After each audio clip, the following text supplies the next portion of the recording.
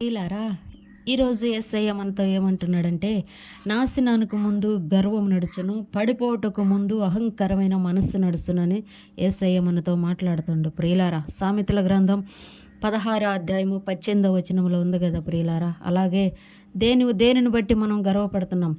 ఆస్తి ఉందని గర్వపడుతున్నామా? అంతస్తు ఉందని గర్వపడుతున్నామా? అందం ఉందని గర్వపడుతున్నామా?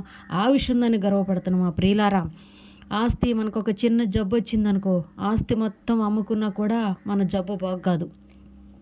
అలాగనే ఐశ్వర్యం కూడా అలాగనే కూర్చొని తింటూ ఉంటే కాస్త కాస్త తరిగిపోతూ ఉంటుంది. మన అందం అంటావా, అందము జబ్బు అని ఒక పురుగుని దేవుడు మన శరీరంలోకి పంపించిండు అనుకో, ఆ రోజు ఒక పురుగును పంపించి సొర్ర చెట్టును కొట్టేపించినట్టు అలాగనే ఒక పురుగును పంపించి మన శరీరంలోకి మనకున్న ఆరోగ్యం మొత్తము శిథిలమైపోయిందనుకో, అందం ఏమైపోద్దో తెలియదు ప్రియులారా. దేనిని బట్టి మనం గర్వపడుతున్నాం ప్రియులారా?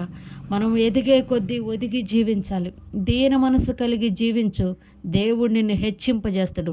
ఒదిగి జీవించు, దేవుడు నిన్ను ఆశీర్వదింపజేస్తాడు. అన్నిటికీ తగ్గి జీవించు, దేవుడు నిన్ను బలపరుస్తాడు, దేవుడు నిన్ను స్థిరపరుస్తాడు.